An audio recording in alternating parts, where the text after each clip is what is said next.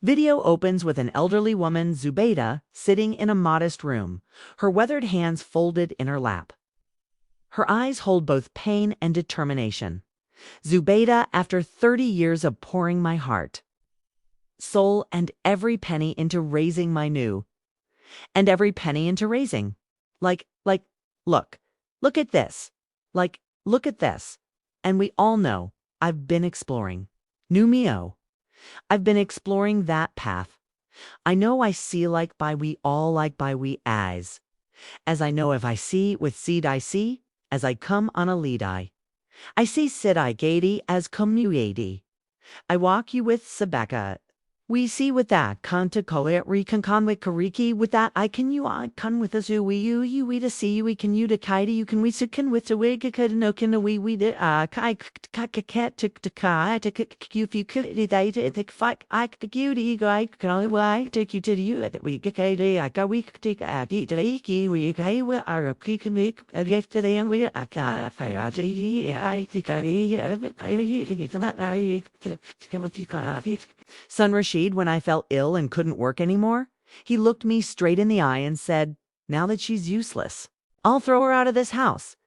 Asterisk, asterisk, pause for dramatic effect. Close up on her face. Asterisk, asterisk, these words didn't just break my heart. They shattered the very foundation of everything I believed about motherhood. Sacrifice and unconditional love. But what happened next? Well, that's a story that will make you question everything you think you know about family bonds. Asterisk, asterisk, soft background music begins. Asterisk, asterisk, my name is Zubaida Khatoon, and I'm 72 years old. For 3 decades, I lived and breathed for one purpose, giving my son Rashid the best life possible. His father, my husband, Ghulam Ahmad, passed away when Rashid was barely 10 years old. That day, I made a promise to myself and to my late husbands. Memory I would be both mother and father to our boy. Asterisk, I worked 3 jobs to put Rashid through school. During the day, I cleaned houses in the wealthy neighborhood across town. In the evenings, I stitched clothes for the local tailor, and late into the night, I cooked meals for working bachelors in our area.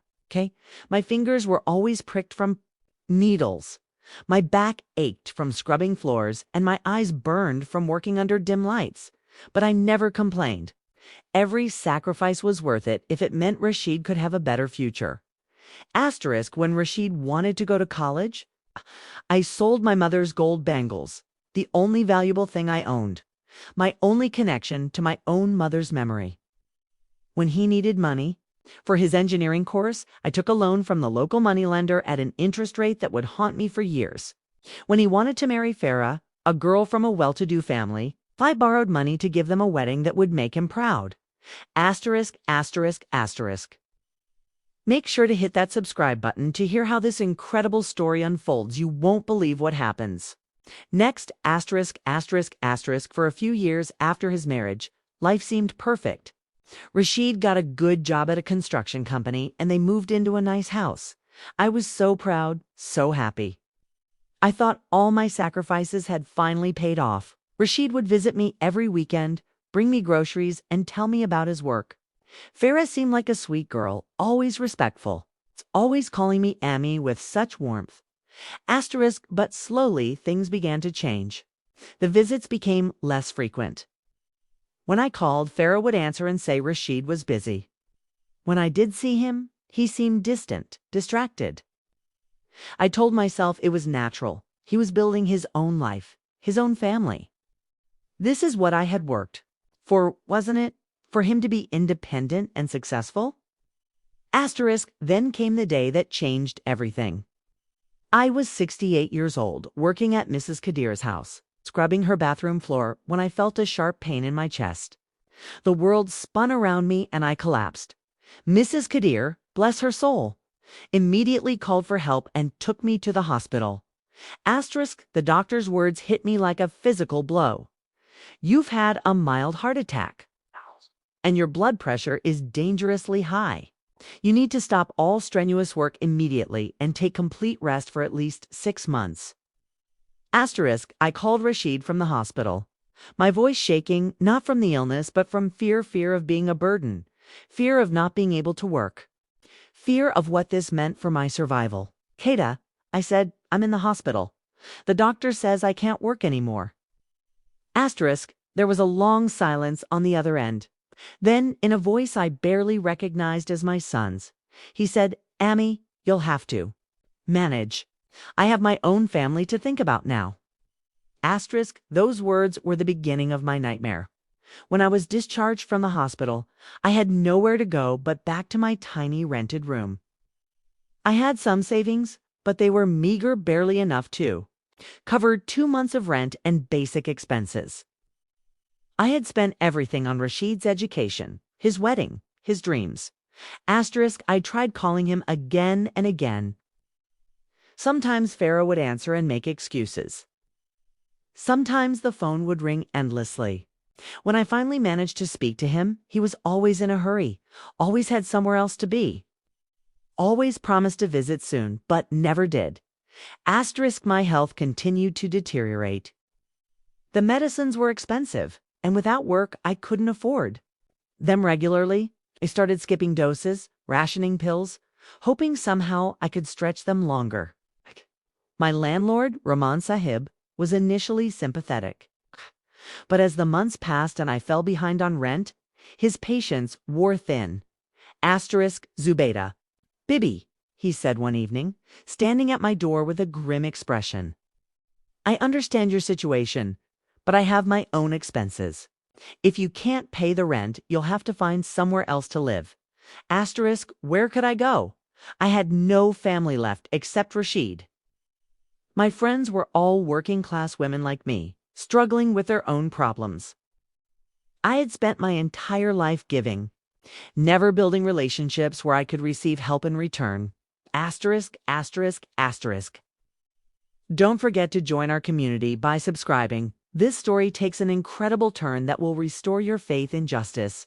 Asterisk, asterisk, asterisk, finally. After months of unanswered calls and ignored messages, I decided to go to Rashid's house. I had never visited unannounced before. I had always been careful to respect his privacy, his space. But desperation makes you do things you never thought you would. Asterisk, I took a rickshaw to his neighborhood. My heart pounding with both hope and fear. Maybe seeing me in person would remind him of our bond, of all we had shared. Maybe Farah would welcome me, offer me a cup of tea. We could talk like family. Asterisk, when I knocked on the door, Farah opened it. Her face immediately changed when she saw me. The warmth I remembered was gone, replaced by something cold and unwelcoming. Asterisk, Amy. She said, not moving aside to let me in. Rashid is not home. Asterisk, I'll wait, I said quietly. I really need to talk to him. Asterisk, she looked uncomfortable, glancing back into the house. Actually, he's very busy these days. Maybe you should call first next time. Asterisk, I stood there for a moment, feeling smaller and more insignificant than I ever had in my life. But I had come this far, and I couldn't leave without trying. Farah Beta, I'm in trouble. I need help. I'm sick. I can't work and I might lose my room. I just need somewhere to stay for a little while until I figure things out. Asterisk, her expression hardened even more. Amy, we have our own problems. Rashid is supporting his own family now. We can't take on more responsibilities. Asterisk, just then, I heard footsteps behind her. Rashid appeared, and for a moment, my heart lifted. My son, my boy, the child I had sacrificed everything for, was right there. Surely he would make everything right. Asterisk, but the look on his face when he saw me wasn't surprise. Or concern, it was annoyance. Asterisk, Amy, what are you doing here? He said, his voice sharp with irritation. Asterisk, Beta, I'm in trouble. I'm sick, I can't work, and I need help. I need a place to stay, just temporarily. Asterisk, he cut me off with a wave of his hand. Amy, I can't help you. I have my own responsibilities. Now I have to think about my wife, my children's future. I can't keep supporting you forever. Asterisk, the words hit me like physical blows, but I pressed on. I'm not asking you to support me forever. I just need help right now. I raised you, gave you everything asterisk. That's when he said the words that would echo in my mind for months to come. That was your choice, Emmy. I didn't ask you to sacrifice everything for me, okay? And now that you're useless and can't contribute anything, I can't keep you around. I have to think practically. Asterisk, I stood there, frozen, unable to believe what I was hearing. This was my son, the boy I had held when he cried. The child I had fed before feeding myself. The young man whose dreams I had funded with my blood and sweat. Asterisk, now that she's useless. I'll have to cut her off completely, he said to Farah, as if I wasn't even there. I can't let her problems become our problems. Asterisk, I don't remember how I got home that day. I think I walked for hours, my mind completely numb. My heart shattered into pieces so small they could never be put back together. When I finally reached my tiny room, I collapsed on my bed and cried not just tears, but sounds of grief that came from somewhere deep inside me. Sounds I didn't even know a human could make. Asterisk, for days, I barely ate. I couldn't sleep. I would lie awake at night, replaying every moment of Rashid's childhood. Every sacrifice I had made, every time I had chosen his needs over mine. Had I made a mistake? Had I loved him too much? Had I failed to teach him gratitude, compassion, basic human decency? Asterisk, the eviction notice came on a Tuesday morning. Rahman Sahib handed it to me with genuinely sad eyes. I'm sorry, Zubaida Bibi. I gave you as much time as I could, but I can't wait any longer. You have 1 week to vacate. Asterisk, 1 week. Where do you go when you have nowhere to go? What do you do when the person you lived for, sacrificed for, loved more than life itself, has abandoned you in your hour of greatest need? I spent those days walking around the city looking for anyone who might help. I went to the mosque, hoping the imam might know of some assistance for elderly women in distress. I visited my old employers, hoping they might have some work I could do despite my health condition. I even went to the local NGO office, swallowing my pride to ask for help. Asterisk, everyone was sympathetic, but no one had real solutions. The waiting lists for elderly care were years long. The assistance programs had budget constraints. The temporary shelters were overcrowded and, frankly, not safe for an elderly woman alone. Asterisk, as the week progressed, I found myself sitting in parks, on benches, trying to imagine what it would be like to be homeless. At 72, after a lifetime of hard work and devotion, I was about to become a beggar on the streets. Asterisk, on my last night in the room, I sat surrounded by my few possessions, some old clothes, a photo of Rashid's graduation day, a few letters he had written me when he was in college, full of love and gratitude. I picked up one of those letters and read it again.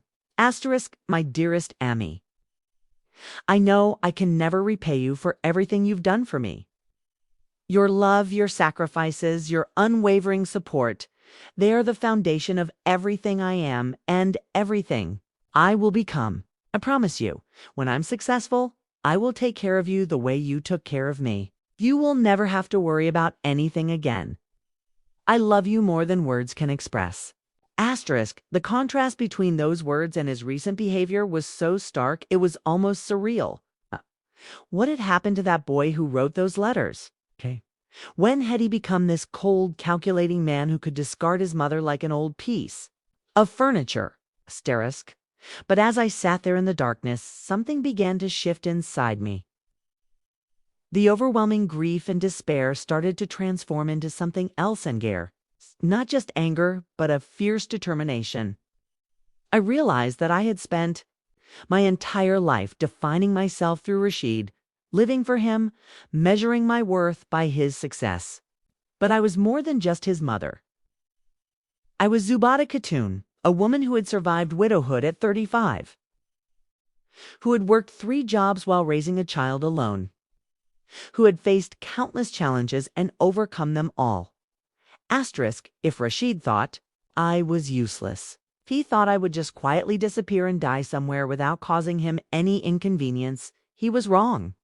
I had fight left in me. If I was going to use it, asterisk, asterisk, asterisk, subscribe to our channel to see how this story of betrayal transforms into an incredible journey of empowerment and justice.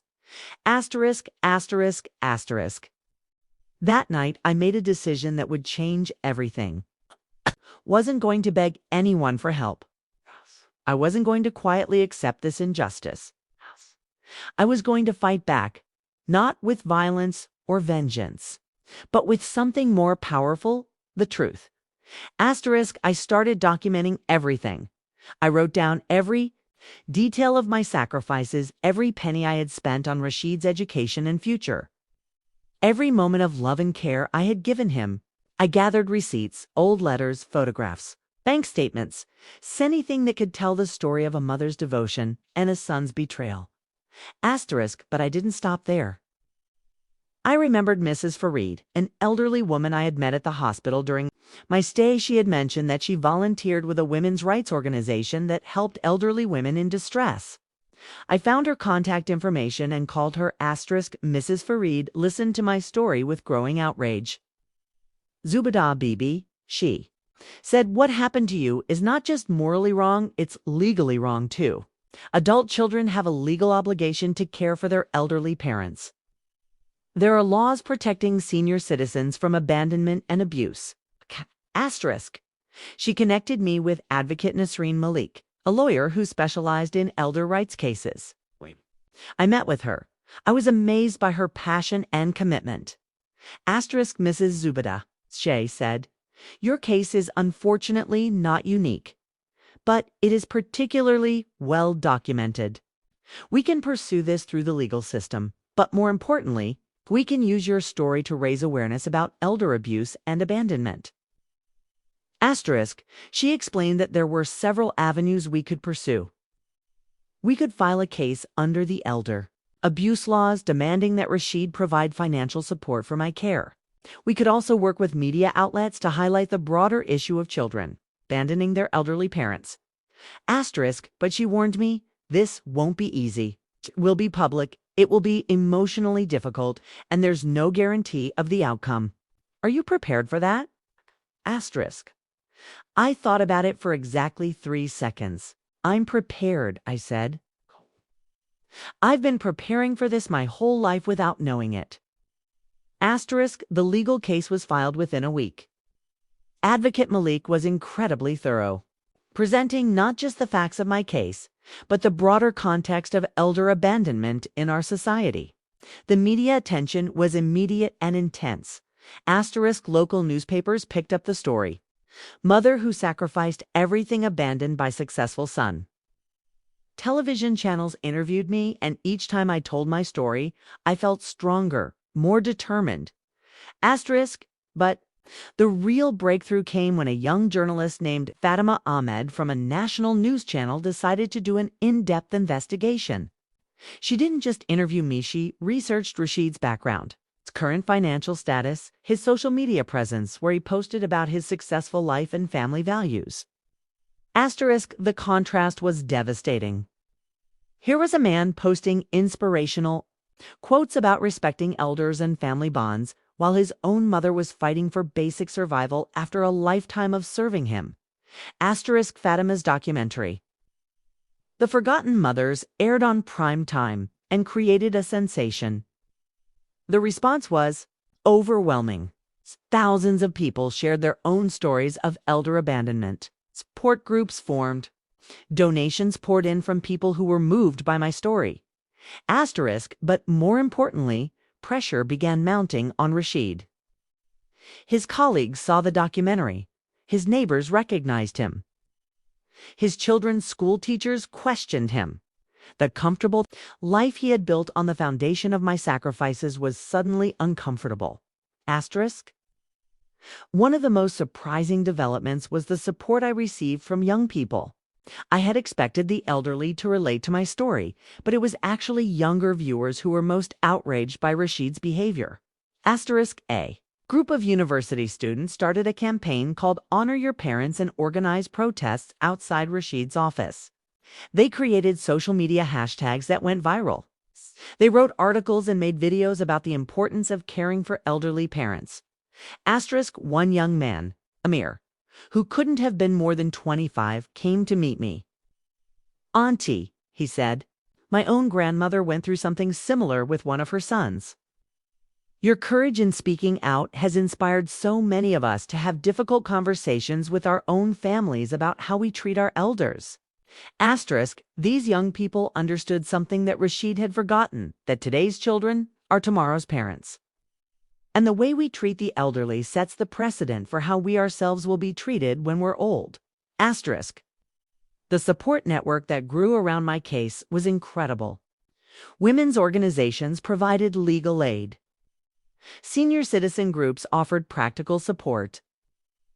Religious leaders spoke about the importance of honoring parents.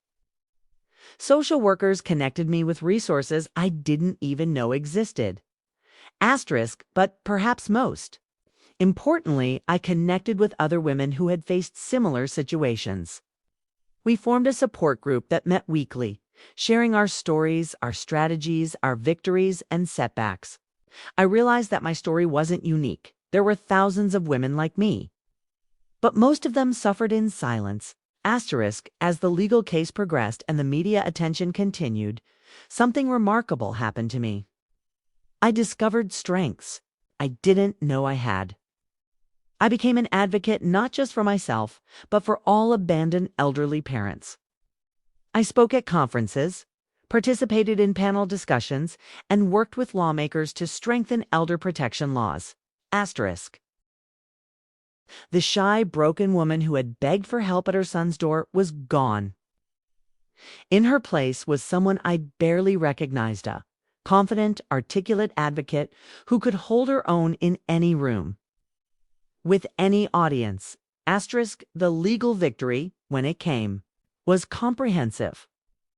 The court ruled that Rashid was legally obligated to provide financial support for my care, including compensation for the medical expenses I had incurred due to his neglect. But more than the money, it was the principle that mattered. The judge's statement was particularly powerful.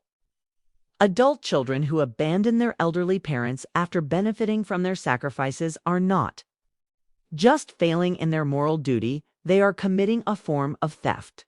They have taken the investment of a lifetime and refuse to honor the debt that comes with it. Throughout this entire process, Rashid remained defiant. He hired expensive lawyers, gave interviews claiming he was being unfairly targeted, and even suggested that I was being manipulated by troublemakers for their own agenda. But as the evidence mounted and public opinion turned decisively against him, his position became untenable. His wife Farah, who had initially supported him, began to distance herself. She gave an interview where she expressed regret about how they had treated me and suggested that Rashid's attitude had changed after his success. The real turning point came when his own children, now teenagers, saw the documentary about their grandmother's struggles. They had grown up barely knowing me, told that I was difficult and demanding. Learning the truth about my sacrifices and their father's abandonment was devastating for them. His daughter, Aisha, who is 16, wrote me a letter that brought tears to my eyes. "Dear Nani, I am so ashamed of what my father did to you. I didn't know the truth about how much you sacrificed for him. I want to get to know you and make up for lost time. Please don't judge all of us by his actions." The pressure from his own children, combined with the legal ruling and social ostracism, finally broke Rashid's resistance. He reached out through his lawyer, expressing willingness to settle and comply with the court's orders. When Rashid finally came to meet me, it was not the emotional reunion I might have once dreamed of. Too much had happened. Too many cruel words had been spoken. Too much trust had been broken. But it was necessary closure. He looked older, worn down by months of public scrutiny and family pressure. For the first time in years, he looked like The uncertain boy I had raised rather than the confident man who had discarded me? Asterisk Amy, he said quietly. I'm sorry. I lost my way. Success made me forget who I was and where I came from. Asterisk, I looked at him for a long moment. The anger I had carried for so long was still there, but it was tempered by something else, pity. Here was a man who had everything: education, career, family, financial security, but who had lost the most important thing of all, his humanity. Asterisk Rashid. I said finally, I don't know if I can forgive you completely. The words you said, the way you treated me, those wounds will always be there. But I'm willing to try to rebuild some kind of relationship for the sake of your children, if nothing else.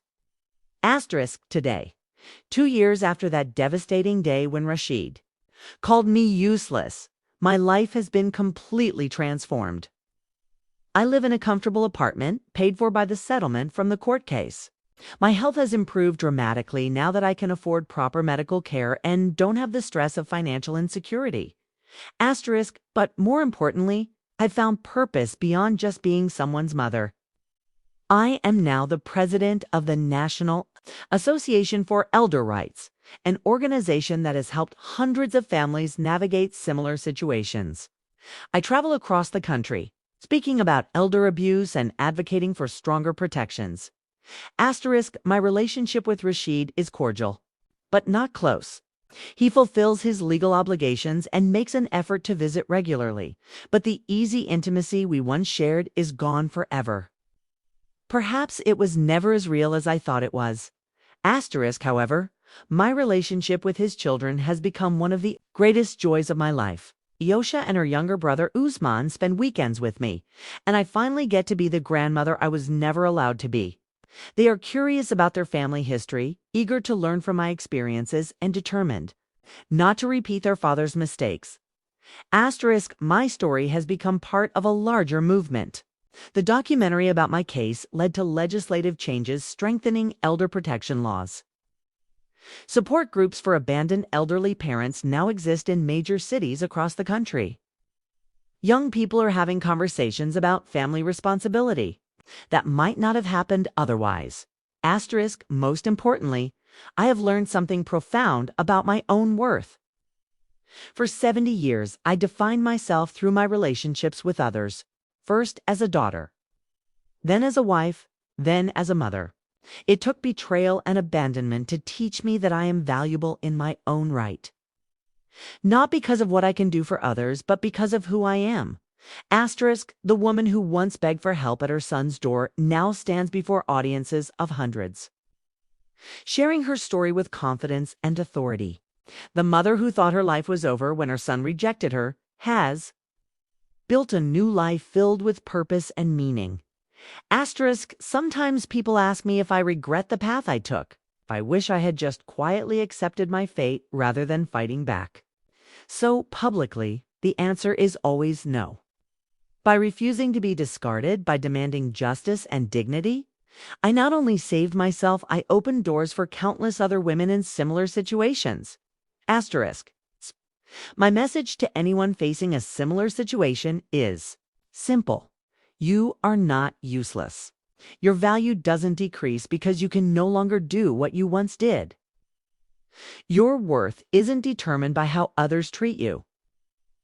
You have the right to dignity, respect, and care, especially from those who benefited from your sacrifices. Asterisk and 2.